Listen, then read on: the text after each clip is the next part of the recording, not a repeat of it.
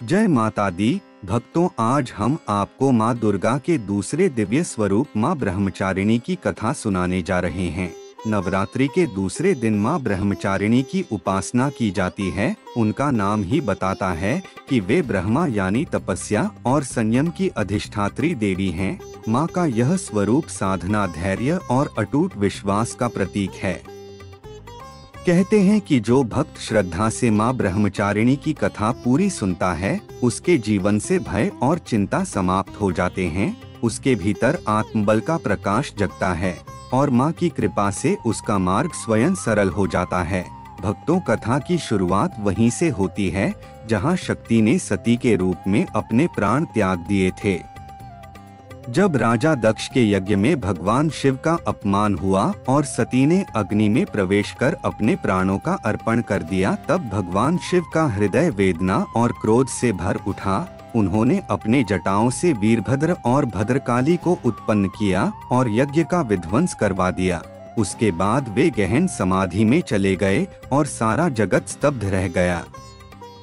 समय बीता और वही आदिशक्ति पर्वतराज हिमालय के घर पुत्री रूप में अवतरित हुई। पर्वतराज हिमालय और रानी मैना को जब कन्या रत्न प्राप्त हुआ तो संपूर्ण पर्वत लोक आनंद से गूंज उठा। इस कन्या का नाम रखा गया पार्वती। वे बचपन से ही तेजस्विनी थीं। उनके मुखमंडल पर दिव्यता झलकती थी। उनके चलने फिरने बोलने सब में एक अलग ही माधुर्य था। भक्तों, बचपन से ही पार्वती को भगवान शिव से गहरा आकर्षण था। उनके मन में एक ही इच्छा थी कि वे भगवान शिव को ही अपने पति के रूप में प्राप्त करें। उनका यह संकल्प साधारण नहीं था, क्योंकि भगवान शिव समाधिस्थ योगी थे। वे संसार की ऐश्वर्य और मायिक लीलाओं से परे थे। पार्वती जानती थीं कि उन्हें पाने के लिए कठोर तपस्या करनी होगी और तभी वे ब्रह्मचारिणी के नाम से प्रसिद्ध हुई। उन्होंने अपनी साधना का आरंभ किया। पहले वे पुष्प, फल और कंदमूल पर जीवित रहीं। लंबे समय तक उन्होंने केवल फलाहार किया। फिर धीरे धीरे उन्होंने और भी कठोर तप करना शुरू किया। वे कभी केवल बेलपत्र का सेवन करती, कभी सूखे पत्तों पर निर्भर रहीं।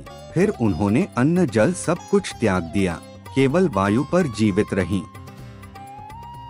भक्तों, उनकी तपस्या हजारों वर्षों तक चली। गर्मियों में वे अग्नि के बीच खड़ी होकर तप करती, सर्दियों में गंगाजल में खड़े होकर साधना करती, बरसात में खुले आकाश के नीचे वर्षा की बूंदों को सहते हुए जप करती। लेकिन उनके संकल्प में कभी विचलन नहीं आया। उनके मन में केवल एक ही भाव था कि भगवान शिव को पति रूप में प्राप्त करना है। देवगण उनकी तपस्या देखकर विस्मित हो गए। ऋषि मुनि उनके धैर्य को प्रणाम करने लगे। कई बार देवता उनके सामने प्रकट होकर वरदान देना चाहते, परंतु पार्वती ने हर बार कहा, मुझे कोई वरदान नहीं चाहिए। मेरा एकमात्र उद्देश्य है कि भगवान शिव मुझे स्वीकार करें। भक्तों, उनकी साधना इतनी कठोर थी कि समय के साथ उनका शरीर क्षीण हो गया, लेकिन उनके तेज में और अधिक वृद्धि होती गई। उनका मन और आत्मा शिव भक्ति में और गहरे उतरते गए। उनकी तपस्या का प्रभाव समस्त लोगों पर पड़ने लगा। देवताओं को चिंता हुई कि यदि पार्वती की यह साधना असफल रही तो तीनों लोकों का संतुलन बिगड़ जाएगा। वे सब मिलकर भगवान शिव के पास गए और उन्हें बताया कि पार्वती ने आपके लिए घोर तप किया है, आप उन्हें अपनी अर्धांगिनी के रूप में स्वीकार करें। भगवान शिव ने जब यह सुना तो उनका हृदय भी पिघल गया। उन्होंने देखा कि पार्वती का संकल्प सच्चा है, उनकी तपस्या असाधारण है। उनकी साधना केवल किसी इच्छा पूर्ति के लिए नहीं, बल्कि आत्मसमर्पण और भक्ति का शुद्ध रूप है।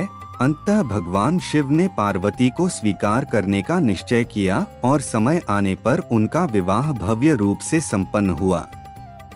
भक्तों, यही माँ ब्रह्मचारिणी की कथा है। यह हमें सिखाती है कि साधना और संयम ही जीवन का वास्तविक आधार है। माँ ने दिखाया कि धैर्य से किया गया तप और सच्ची भक्ति कभी व्यर्थ नहीं जाती। उनकी साधना यह शिक्षा देती है कि कठिनाइयों से भागना नहीं चाहिए, बल्कि धैर्य पूर्वक उनका सामना करना चाहिए। माँ ब्रह्मचारिणी का स्वरूप अत्यंत शांत और तेजस्वी है। वे हाथ में जपमाला धारण करती हैं, जो साधना और भक्ति का प्रतीक है। उनके दूसरे हाथ में कमंडल है, जो संयम, त्याग और पवित्रता का प्रतीक है। उनके चरणों में कमल है और उनके चारों ओर दिव्य प्रकाश फैला हुआ है। उनका मुखमंडल शांत है, लेकिन उसमें साधना की आभा झलकती है। उनकी आंखों में करुणा है और ओठों पर मंद मुस्कान। उनका यह स्वरूप साधकों को यह प्रेरणा देता है कि चाहे जीवन में कितनी भी बाधाएं क्यों न आए, सच्चे संकल्प और संयम से उन्हें पार किया जा सकता है। नवरात्रि के दूसरे दिन प्रातःकाल स्नान कर शुद्ध वस्त्र पहनें, पूजा स्थल को गंगाजल से पवित्र करें। माँ ब्रह्मचारिणी की प्रतिमा या चित्र को स्थापित करें।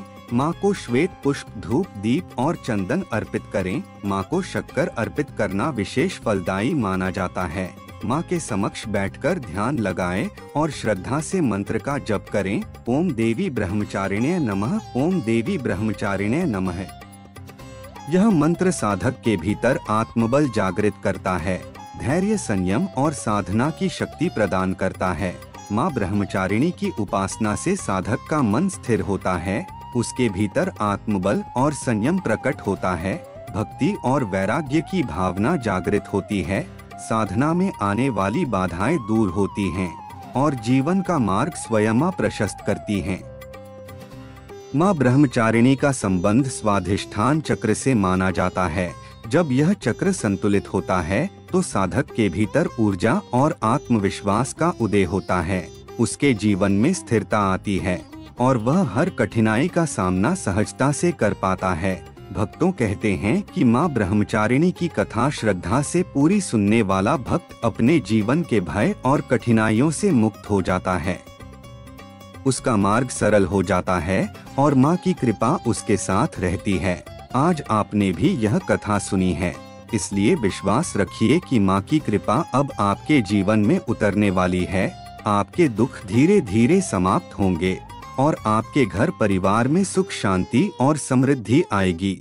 यदि आप भी माँ के सच्चे भक्त हैं तो माँ का नाम लेकर कमेंट में लिखें जय ब्रह्मचारिणी माँ, ताकि माँ की कृपा आपके साथ साथ लाखों भक्तों तक पहुँचे। इस पवित्र कथा को दूसरों तक पहुँचाने के लिए इस वीडियो को लाइक और शेयर करना न भूलें और चैनल को सब्सक्राइब करें, क्योंकि आने वाले एपिसोड्स में हम माँ दुर्गा के अन्य दिव्य रूपों की कथाएं लेकर आएंगे। हर कथा आपके जीवन में नए आशीर्वाद और दिव्य ऊर्जा लेकर आएगी। जय ब्रह्मचारिणी माँ, जय माता दी।